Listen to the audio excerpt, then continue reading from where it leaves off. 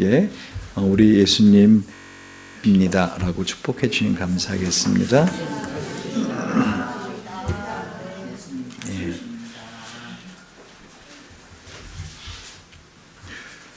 특별히 40일 이전에 예수님의 부활을 기다리는 사순절이 있는 것처럼 오늘은 성탄절을 앞두고 그 4주간 동안 드리는 대강절, 강림절이라고 합니다.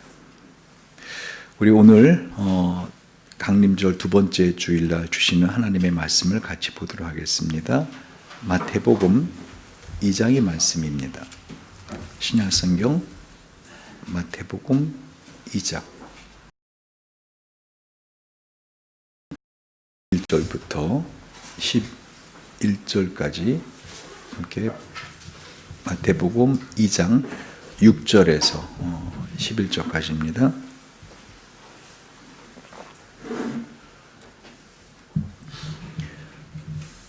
또 유대 땅 베들레헴아 너는 유대 고을 중에 가장 작지 아니하도다.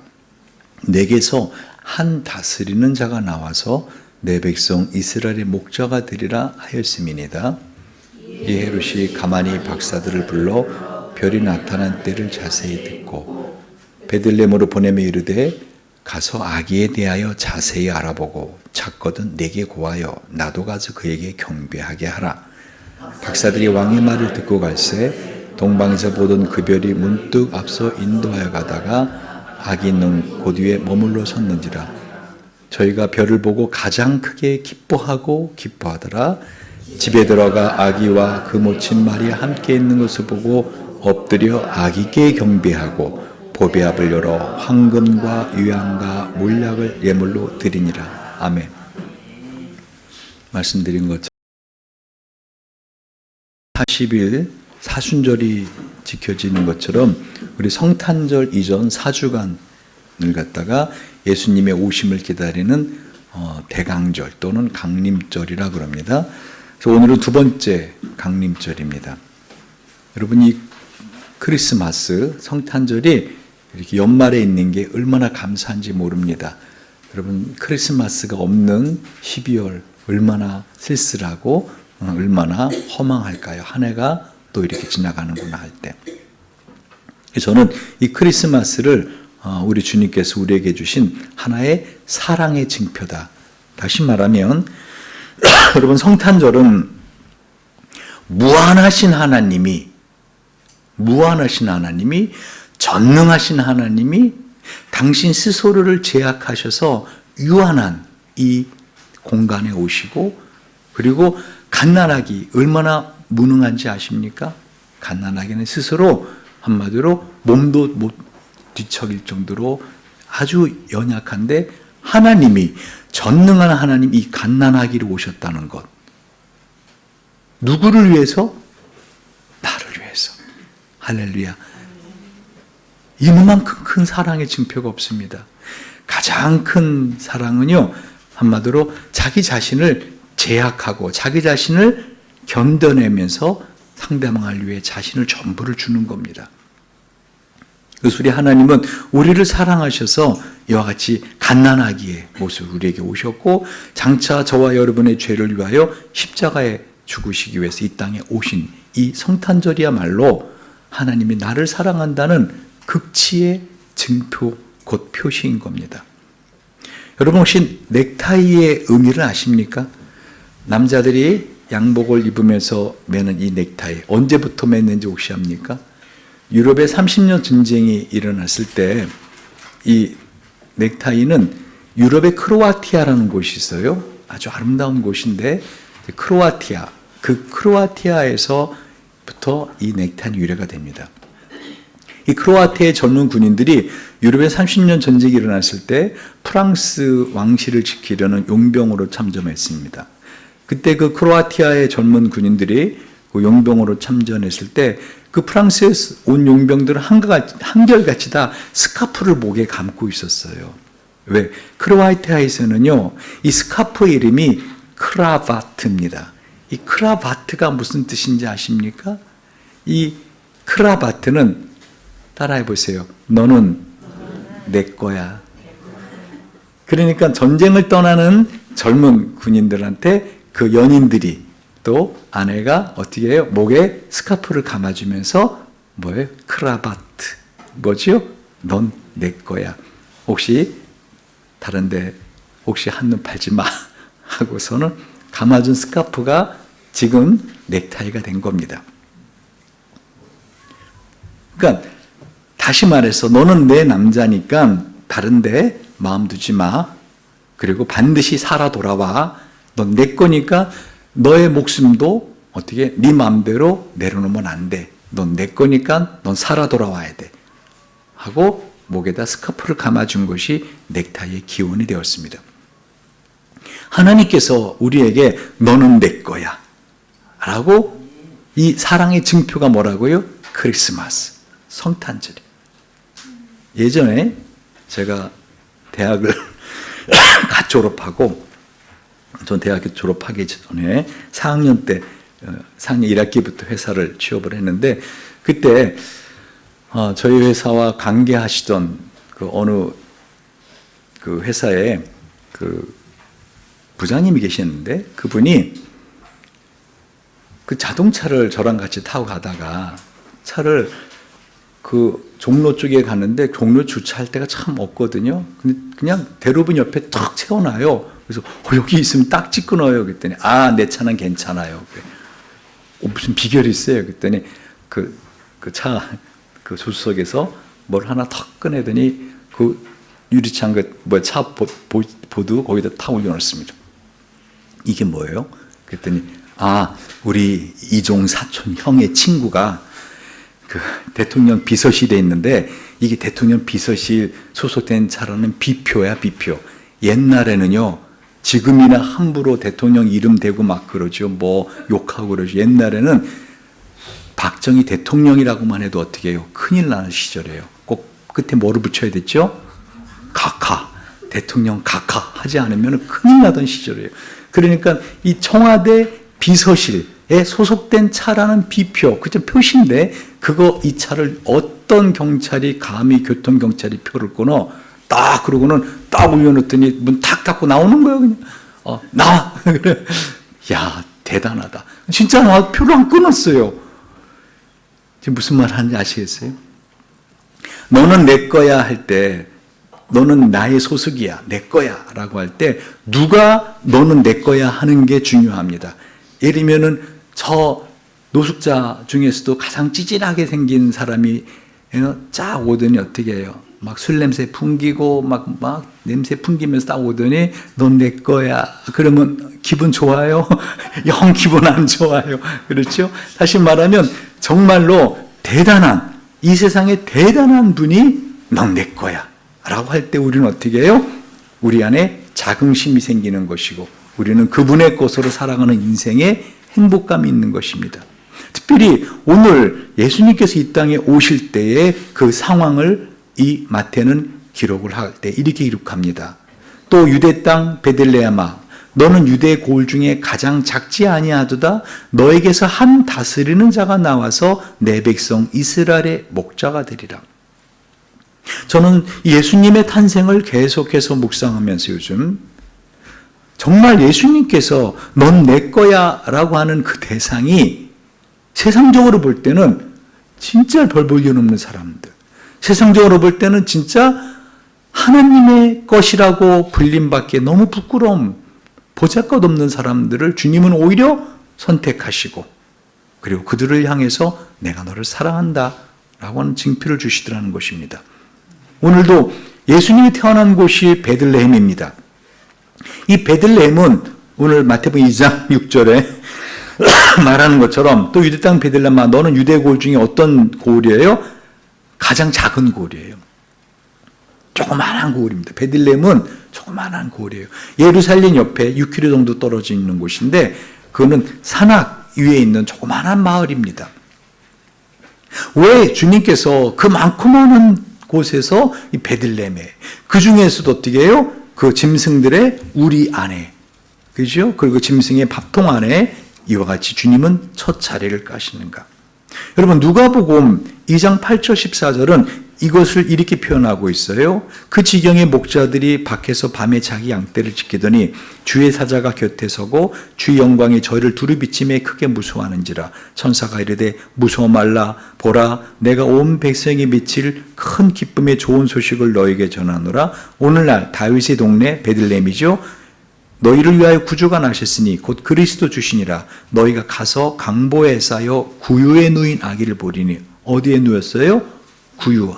짐승의 밥통에 누인 아기를 보리니 이것이 너희에게 표적이니라 하더니 호련히 허다한 천군이 그 천사와 함께 있어 하나님을 찬송하여 가로되 지극히 높은 곳에서는 하나님께 영광이요 땅에서는 기뻐하심을 입은 사람들 중에 평화로다 하니라. 여러분, 예수님이 나를 사랑하신 것, 예수님이 나를 구원하시기로 작정하신 것, 여러분 아무나 올 수 없는 이 예배 장소인 거 아십니까? 여러분 이곳에서는 그저 와서 예배 드리는 것이지만 여러분 이곳에서 예수님을 예배하는 자들은 영원한 하나님의 나라에서 천사들의 섬김을 받는 왕같은 제사장으로 살 수 있는 자들이라는 것입니다. 저는 특별히 예수님이 왜 이 작은 베들레헴에 오셨는가? 물론 바로 그 베들레헴이 다윗의 고향입니다. 다윗의 고향입니다. 그러나 세상적으로 볼 때는 지극히 작은 고을이라는 것이죠. 더군다나 예수님의 이 탄생의 소식을 그때 당시에 그 밤에 자기 양떼를 지키던 목자들에게 알려준다는 사실을 주목해 보시기 바랍니다. 왜요? 여러분 이때 당시에 로마는 이 이스라엘은 로마의 식민지였는데 이때 당시에 로마는 한마디로 전 세계 유례 없던 대제국이었습니다. 여러분 이 예수님이 태어나셨을 때 성경은 바로 누구를 말하고 있습니까? 가이사 아구스도. 예수님이 그 이후에 아기의 그 탄생이 얼마 남지 않았는데, 그죠? 그 요셉과 마리아에게 그 갈릴리 나사렛에서 살던 요셉과 마리아에게 저 150km 이상 되는 먼 곳에 가서 어디죠? 베들레헴에 가서 호적을 등록하라. 왜요? 예수님은 어디서 태어나야 돼요? 비록 갈릴리에서 나중에 사셨지만 어디서 태어나셔야 돼요? 베들레헴에 태어나기 때문에. 근데 이 마리아가 10개월 만삭이 됐는데 우리는 보통 보면 나귀를 타고 가는 모습을 보죠. 그건 사람들이 생각해낸 거예요. 그때 나귀는 소위 말하면 자가용입니다. 마리아 요셉은 가난한 부부였어요. 나귀가 있을 리가 없죠. 그 10개월 이상 된 무거운 몸을 끌고 어떻게 해요? 걸어간 거예요. 그 산악지대 그 예루살렘까지 베들레헴까지 어디서부터? 저 북쪽에 갈릴리에서부터 그 남쪽에 베들레헴까지 걸어갑니다. 여러 달을 걸어갑니다. 여러분 왜 주님은 이와 같이 하시는가?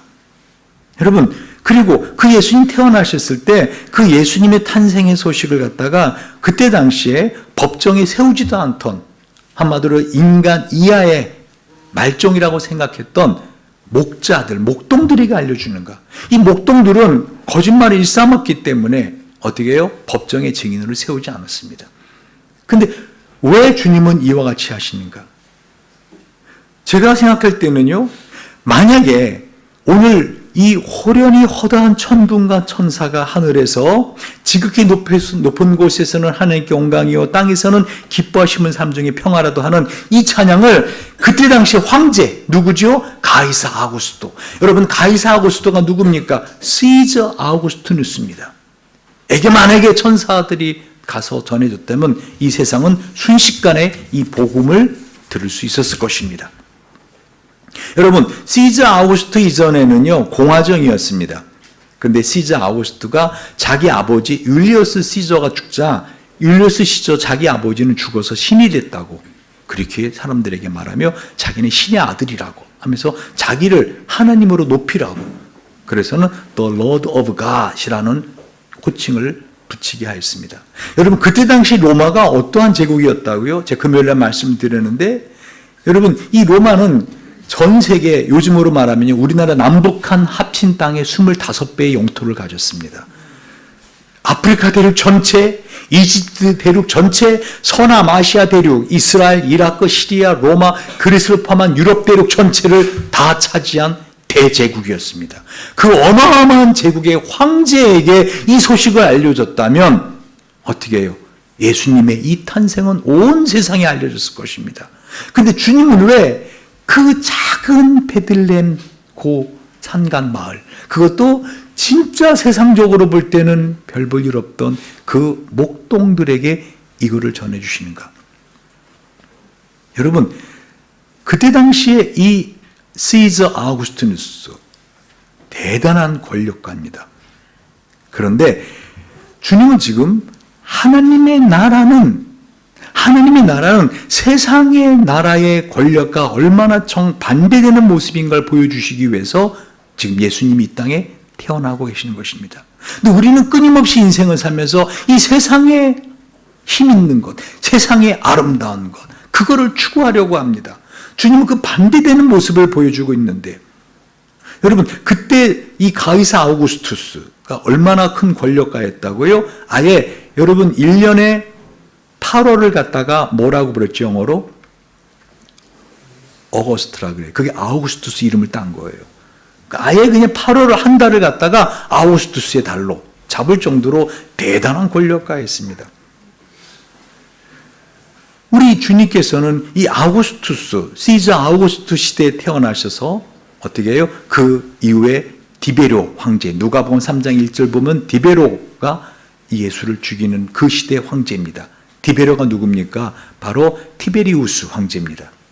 여러분, 하나님께서는 지금 이 성탄절에 오늘 우리에게 주시는 메시지가 아주 그림처럼 선명하다는 것입니다. 왜요? 우리가 인생을 살아갈 때 하나님께서 나를 사랑하시는 것은 내가 그 사랑을 받을 만한 자격이 있어서가 아니라는 것입니다. 문제는 내가 그 사랑을 누릴 자격이 없지만 그러한 사랑의 증표를 주시는 하나님 앞에 나도 어떻게 해요? 반응해야 된다는 것입니다. 여러분, 특별히 저는 왜 하필이면 하나님이 이 다윗과 아브라함과 다윗 사순이라고 하는 호칭을 받게 하셨는가? 여러분, 화의 아브라함, 왜 아브라함일까요? 믿음이 좋아서. 여러분, 아브라함이 처음부터 믿음이 좋았습니까? 아닙니다. 아브라함의 아버지는 누구였죠? 데라. 직업이 뭔지 아십니까? 그렇죠. 우상을 만들던 사람이 있어요. 요즘으로 말하면 이 불상 만들고 어떤 조각해가지고 우상들을 만들어내더라. 왜 그 많고 많은 사람 중에서 그런 집안의 사람을 하나님은 부르시는가? 생각해 보시라는 거예요. 여러분, 다윗도 마찬가지입니다. 다윗도 그때 당시에는 막내는 그 집안에서 사람 축에 끼지 못했어요. 그래서 사무엘이 그 이세, 다윗의 아버지 집에 가서 당신 아들 중에 장차 왕이 될 사람이 있다. 아들들 좀 내놔봐라 했을 때 아예 다윗은 내놓지도 않았습니다. 그리고 그때 당시에 가장 천한 직업이 뭐였어요? 말씀드렸잖아요. 이 세상에서 제일 천한 직업이요, 개똥수거가였어요. 그때 당시 개똥수거, 동네 다니면서 개똥을 수거하던. 근데 요즘은 보면은 이 강아지 뒤에 이렇게 개똥 수거하는 사람들이 많아요. 어쨌든 그때 당시엔 그게 제일 천한 직업이었어요. 그런데 그 다음 직업이 바로 목동이었어요. 여러분, 그래서 예수님이 말씀하실 때 나는 선한 목자라고 말씀하세요. 그냥 목자, 일반 목자가 아니라 I am good shepherd. 나는 선한 목자다. 너희가 생각하는 그런 거짓말하고 악한 목자, 자기 이익을 챙기는 그런 목자 아니다. 나는 선한 목자다. 선한 목자는 어떻게 양들을 위해 목숨을 버린다 라고 하면서 주님은 그때 당시 사람들이 통념적으로 갖고 있던 목동과 다른 목자라는 걸 말씀하십니다. 곧 우리 하나님이 저와 여러분을 사랑하셔서 넌 내 거야 라고 하는 사랑의 징표로 당신을 무한하신 그분이 유한의 공간으로 전능하신 분이 아주 무능한 아기의 모습으로 오시는데 그 사랑의 증표를 받는 우리들은 어떻게 그 사랑에 반응해야 되느냐, 그 말을 말씀드리는 것입니다. 여러분, 오늘 본문을 마태복음 2장을 보시면은요, 이 동방 박사들이 이 예루살렘에 옵니다. 그리고 2장 2절에 보면 유대인의 왕으로 나신 이가 어디 계시뇨? 우리가 동방에서 그의 별을 보고 그에게 경배하러 왔노라 하니 3절에 보니까 헤롯 왕과 온 예루살렘이 듣고 어떻게 해요? 소동한지라. 난리가 났다는 거예요. 6.25 때 난리는 난리도 아닌 난리가 난 겁니다. 왜? 메시아가 왔다는 거, 메시아가 태어났다는 거예요. 메시아가. 여러분, 이스라엘 백성은 지금도 이 메시아가 오기를 기다리고 있습니다. 저도 여러분도 우리 주님이 메시아로 다시 오실 것을 기다리고 있습니다. 할렐루야. 우리 주님만 다시 이 땅에 오신다면, 재림에 오신다면 그때부터 저와 여러분의 진정한 인생은 시작됩니다. 할렐루야. 여러분, 이 세상 정말 아침 한개처럼 있다 사라지는 시간인 것을 명심하시기 바랍니다. 영원하지 않습니다. 결코 영원하지 않습니다. 중요한 건 뭐죠? 영원한 인생이 있다는 것입니다. 여러분, 그 영원한 인생을 준비하시기 바랍니다. 그 영원한 하나님의 나라를 이 땅에 새하늘과 새 땅을 이뤄내실 그 메시아가 이 땅에 오셨다는 그 소문을 듣자 예루살렘은 발칵 뒤집힙니다. 왜? 그들이 그렇게 소망하던 게 뭐죠? 그들의 식민지에서, 로마의 식민지에서 자신들을 갖다가 세계 으뜸 국가로 만들 수 있는 메시아가 왔다는 그 소리를 들었다는 것입니다. 그렇죠. 그럼 여러분 같으면 어떻게 해야 돼요? 그 멀리 살던 동방박사, 페르시아에서 아마 온 거로 사람들은 말을 하는데, 예루살렘까지 아무리 적어도 1500km 이상, 어마어마한 거리에 그때 당시에 걸어서 보통 다니지 않았습니까? 그렇죠? 그러니까 최소한 100일 이상, 3개월 이상을 걸어서 온, 더군다나 그때 당시에는 어떤 국가와 국가 간에 비자도 없었고요. 그러니까 강도들이 그야말로 언제 어디서나 그 생명과 그 재산을 약탈할 그런 무법의 시대. 그러니까 이들이 황금 갖고 있었지 않습니까? 유황과 몰약, 귀한 보물들을 갖고 있었습니다. 여러분, 이들은 한마디로 그 먼 길을 가다가 어쩌면 그 보물뿐만 아니라 자기들의 생명까지도 잃어버릴 수 있는 그 위험한 길을 찾아왔다는 것입니다.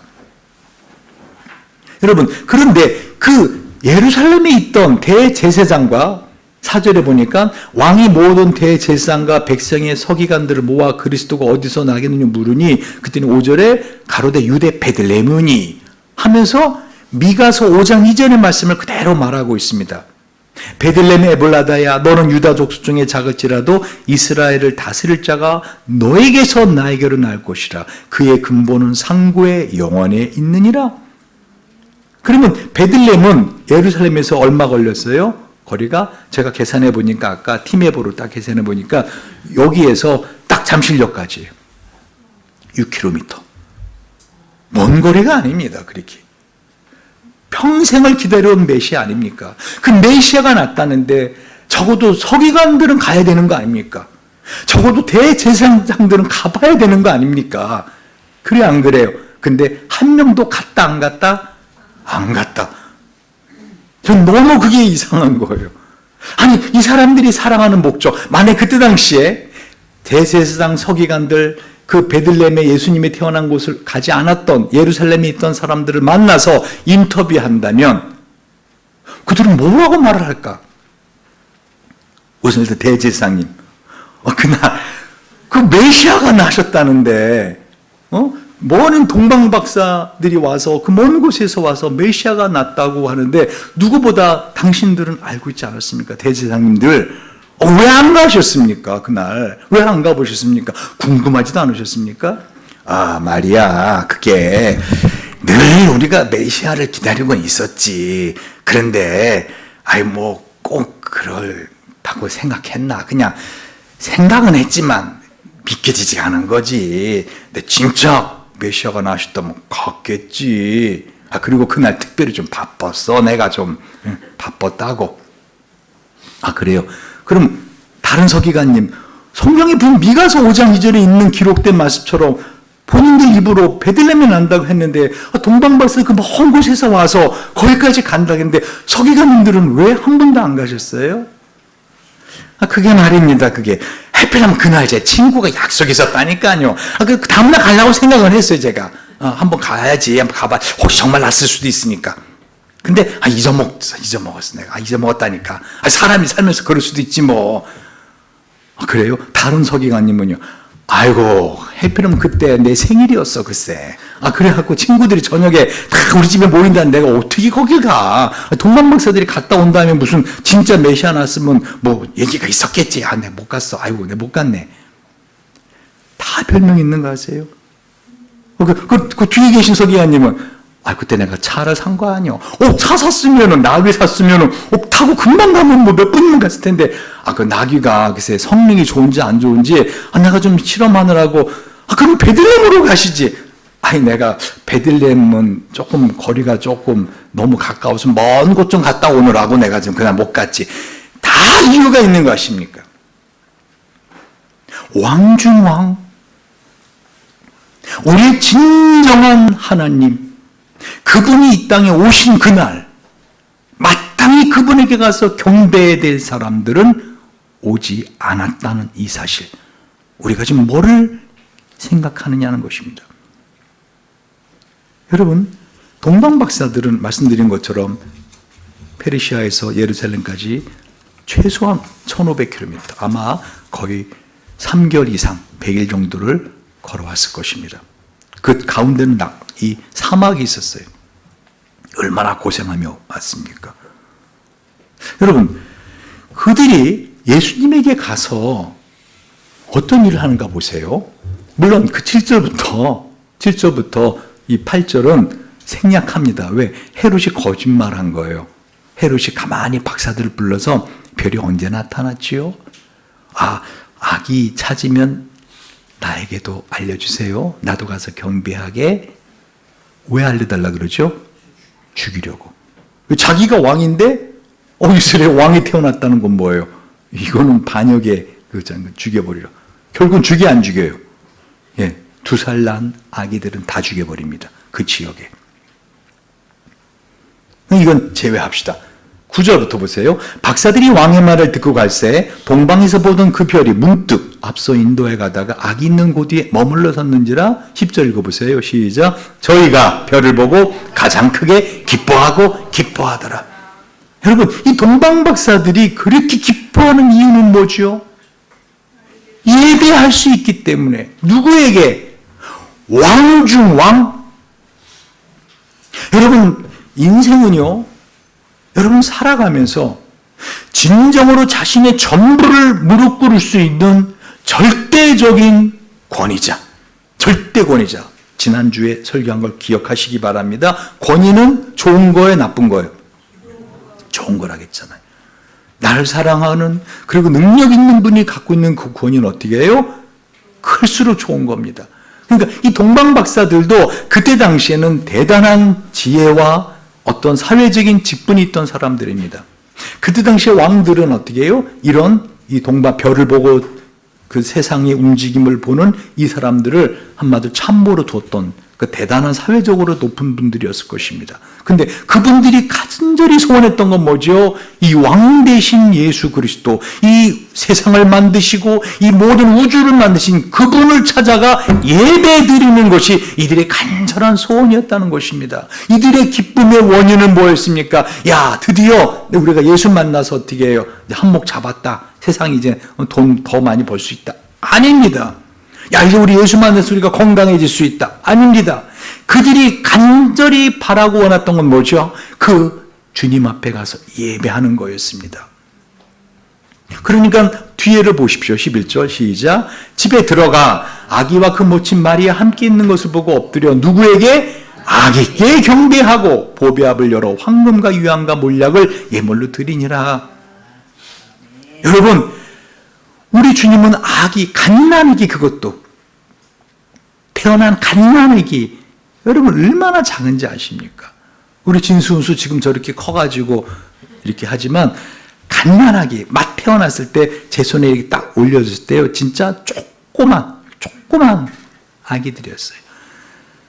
그 갓난아기. 근데 그 갓난아기 앞에 경배를 드립니다. 그때 당시에 엎드려 경배한다는 것은요, 신 앞에만 드리는 행위였습니다. 여러분, 주님은 우리에게 오늘 이 성탄절을 준비하면서 성탄절을 맞이하면서 우리가 어떠한 모습으로 주님을 맞아야 되는가?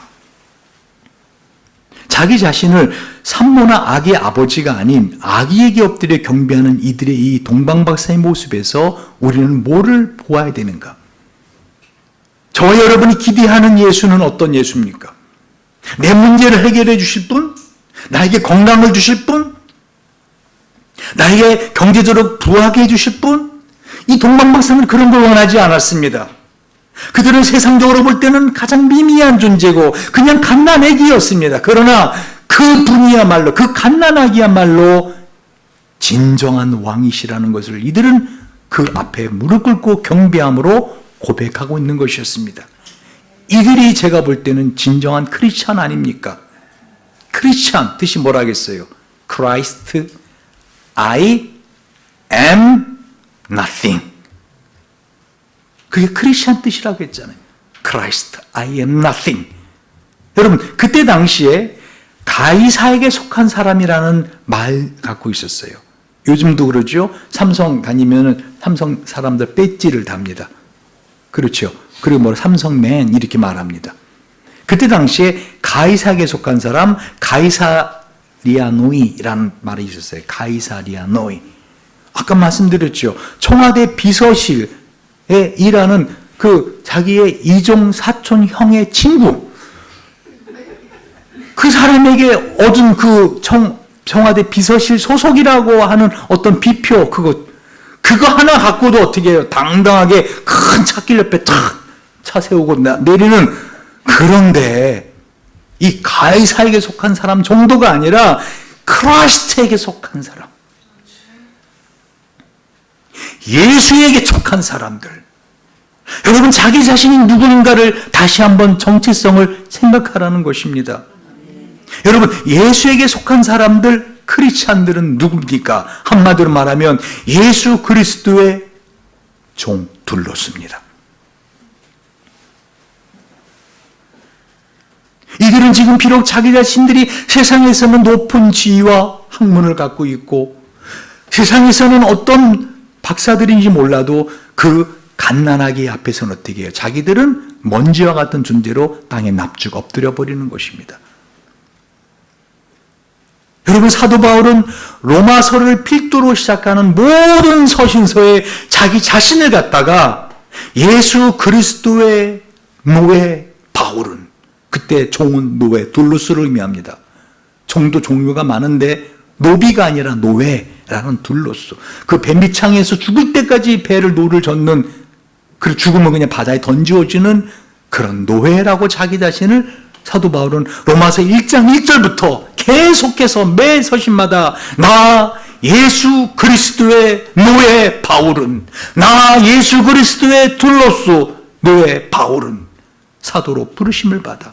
심지어 갈라디아서 6장 17절에 여러분, 그때 당시에 짐승들 중에서요, 자기 주인이 소속되어 있다는 걸 어떻게 표현하죠? 요즘도 그러죠. 요즘도 소나 돼지나 이건 우리 거, 우리 회사 거, 우리 집안 거. 어떻게 하죠? 엉덩이에 뭐예요? 낙인을 찍어요. 그렇죠? 그 집안에 낙인을 찍고 그 회사에 낙인을 찍어요. 사도 바울이 뭐라고 하는지 아십니까? 그 짐승의 몸에 찍힌 낙인처럼 자기의 몸에 그리스도의 낙인이 찍혀 있다라고 말했어요. 누구든지 나를 괴롭게 하지 말라. 내가 내 몸에 예수의 흔적을 가졌노라. 예수의 낙인을 가졌노라. 그게 뭐지요? 사도 바울의 인생에서 내가 예수 거라는, 내가 예수의 노예라는, 내가 예수의 둘로스라는 그 증거, 낙인이 뭐지요? 사도 바울은 예수님을 노예처럼 섬기는 그 인생을 살면서 당하지 않아도 될 매질을 당했고요, 채찍질을 당했고요, 돌파 매질을 당했고요, 굶주리지 않아도 굶주렸고요. 예수의 그 크라이스트 I am nothing이라는 크리스찬의 길을 가기 위해서 사도 바울의 온 몸에는 예수의 흔적이 있는 거 아십니까? 할렐루야. 여러분, 이게 우리에게 영광이라는 거예요. 신명기 15장에 보면은요, 그때 당시에 고대에 이 노예들은 7년간 일하다가 풀려났습니다. 희년이 되면. 원래 이 노예들은 전쟁 중에는 어떤 이방 족속에서 노예로 잡혀오거나 또는 그 돈을 갚지 못하는 부채로 돈을 갚지 못할 때 몸으로 가서 그 7년간 노예 생활을 한 사람들이 있었습니다. 근데 7년이 되면은 어떻게 하나님께서는 풀어주라고 말씀하십니다. 내 동족 히브리 남자나 히브리 여자가 내게 팔렸다 하자. 만약 6년을 너를 섬겼거든 제 7년에 너는 그를 놓아 자유롭게 할 것이요 그를 놓아 자유하게 할 때는 빈손으로 가게 하지 말고 내 양무리 중에서와 타작 마당에서와 포도주 틀에서 그에게 후히 줄지니 곧 내 하나님 여호와께서 내게 복을 주신 대로 그에게 줄지니라. 너는 애굽 땅에서 종되었던가가 내 하나님 여호와께서 너를 속하셨음을 기억하라. 그를 인하여 내가 오늘 이같이 내가 명하노라. 종이 만일 잘 들어보세요. 그런데 종이 만일 그 중에서 너와 내 집을 사랑함으로 너와 동거하기를 좋게 여겨 내게 향하여 내가 주인을 떠나지 아니하겠노라 하거든 송곳을 취하여 그의 귀를 문에 대고 뚫으라. 그리하면 그가 영영이 내 종이 되리라. 내 여종에게도 그와 같이 할지니라. 여러분, 노예로 살아가는 인생 결국 행복하지 않아요. 그렇죠. 근데 7년이 되면 어떻게 해요? 풀려날 수 있다는 거예요. 더군다나 그동안에 했던 것을 보상도 받고. 그럼 여러분 당연히 풀려나길 원치 않겠어요? 근데 이 노예는 어떤 노예입니까? 영원히 노예가 되겠다는 거예요. 주인님 저를 내보내지 마세요. 전 주인님 이 집에서 영원히 살겠습니다. 제 자녀들도 주인님의 노비가 될 것입니다. 여러분 우리가 바로 이 하나님의 사랑에 감격한 노비들이었다는 거예요. 왜 그랬을까? 아마 전쟁터에서 거의 죽었을 뻔한 그 자신을 이 주인이 구해내 주지 않았을까? 여러분 우리가 예수님의 사람들 된 것, 크리스찬이 된 거는 거저된 것이 아닙니다. 하나님이 그래 너 예수 믿고 그래 나 믿고 구원받아. 아닙니다. 주님이 친히 아무 죄 없인 주님 십자가에 피 흘려 죽으시면서 그 대가를 치르신 것입니다. 아마 이 노예는 자기 때문에 그 주인이 대신 죽을 수도 있었던 그 상황 또는 빚 때문에 파탄나서 완전히 폐인되었는데 어떻게 해요? 자기를 거둬주어서 사람답게 살아가게 했던 그 시간들이 너무나 감사해서 자기를 먹여주고 입혀주고 정말 그런 사랑을 받을 자격이 없는데도 자식 이상으로 사랑해준 그 주인의 사랑이 너무 감사해서 그 망극한 은혜를 어떻게라도 좀 갚아보고 싶어서 나는 그냥 이 집에 영원히 머물면서 주님을 섬기겠습니다 하는 그 종에게는 귀에 구멍을 뚫어주라. 여러분 우리가 그리스도 안에서 그의 은혜의 풍성함을 따라 그의 피로 말미암아 구속 곧 죄사함을 받았으니 저와 여러분이 구원받은 것 거저된 거 아닙니다. 예수의 피 값주고 산받은 것입니다. 할렐루야. 아멘. 주님이 나를 위해서 어떻게 해요? 당신의 모든 걸 다 주셨다는 것이에요. 아멘. 그래서 우리도 그 주님의 사랑에 감사하고 감격하면서 살아도 주를 위해 살고 죽어도 주를 위해 살겠노라고 내가 크리스찬이 되겠노라고 할렐루야 아멘. 고백하고 있는 것입니다. 아멘. 크리스찬이 뭡니까? 나는 따라하세요. 나는 주님의 노예입니다.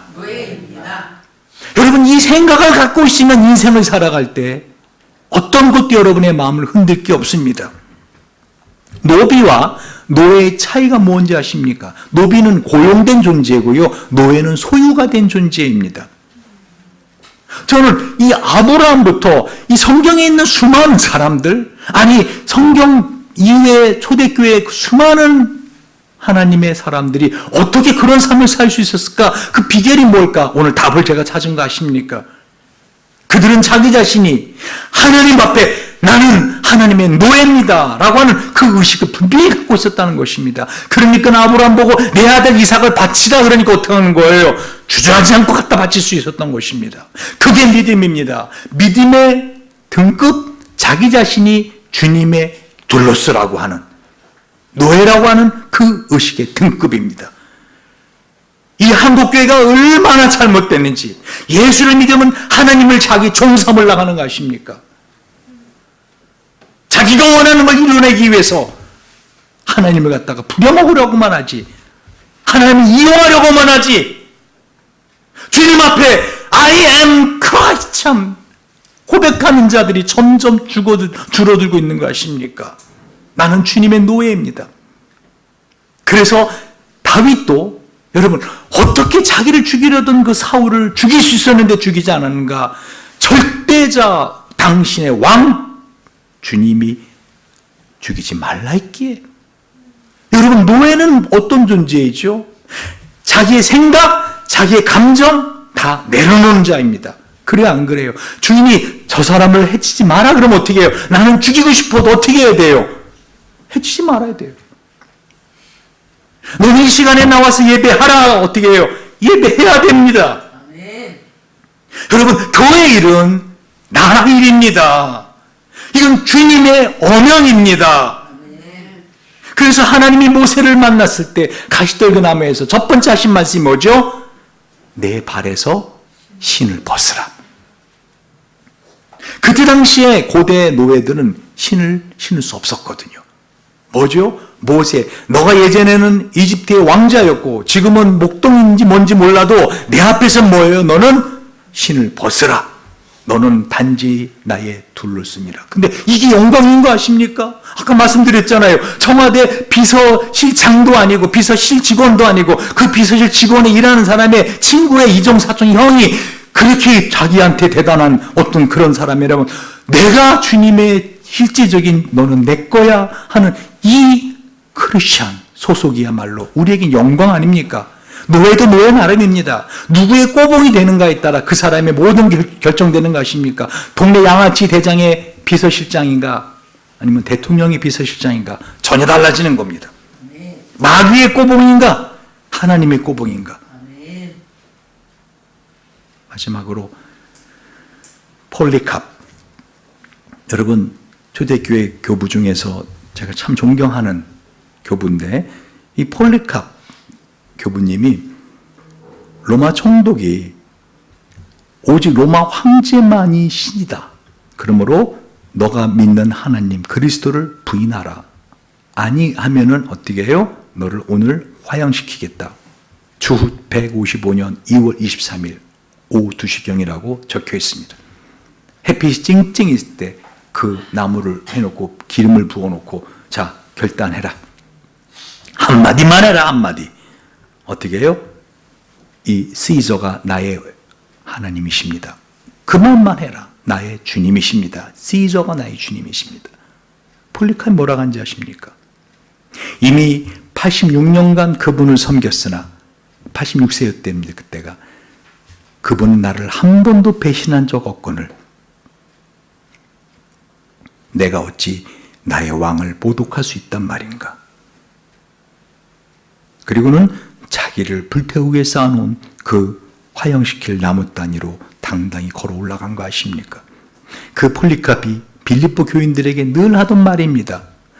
느슨해진 옷을 동여매고 존경과 두려움으로 진리 안에서 하나님의 노예로 섬기십시오. 여러분 노예는 자기 것이 없습니다. 여러분 인생을 살다가 혹시 어떤 걸 잃었을 때면 억울할 필요 없습니다. 하나님이 필요하셔서 그거를 잠시 다른 곳에 옮겼을 뿐입니다. 그래 안 그래요? 노예는 힘든 것입니다. 만약 여러분 인생을 살아가면서 여러분이 자기가 먹고 싶은 거 먹고 자기가 가고 싶은 거 간다. 여러분 그날 완전히 노예로서는 어떻게 해요? 완전히 황홀한 휴가의 날입니다. 황홀한 휴가. 여러분 자기가 노예라고 하는 그 생각을 갖고 살면은 불평 있을 수 없습니다. 저도 새벽에 어떤 데 한 명도 없는 그 이곳에서 예배를 드리고 혼자 기도하면서 마음에 왜 서운함이 없고 하나님에게 왜 마음에 안타까움이 없었겠습니까? 그런데 오늘 본문의 말씀을 준비하면서 주님은 나에게 여기서 그 자리를 지키라. 그게 너가 할 일이야. 내가 할 건 뭐죠? 예수! 예수! 적어도 스님들보다는 나야 되지 않겠습니까? 여러분 불교 새벽 예불 시간 새벽 3시가 아십니까? 이젠 점점 변화돼서 4시 반으로 옮겨가고 있습니다. 적어도 그 스님들보다 나야 되지 않을까 하는 생각으로 새벽제단을 지켜야겠다. 내가 더 기도해야겠다. 왜? 그게 주님이 명하시는 것이기에 언영입니다. 여러분, 예배에 늦지 마십시오. 아멘. 금요기도에 나오십시오. 가능하면 수요기도 나오십시오. 내 시간이 내 피곤하고 내가 일정이 있으면은 아닙니다. 노예는 그런 권한 없습니다. 예배는 주님께서 우리에게 명하신 하나님의 언영입니다. 할렐루야. 하나님의 언영을 받드시기 바랍니다. 기도하시겠습니다.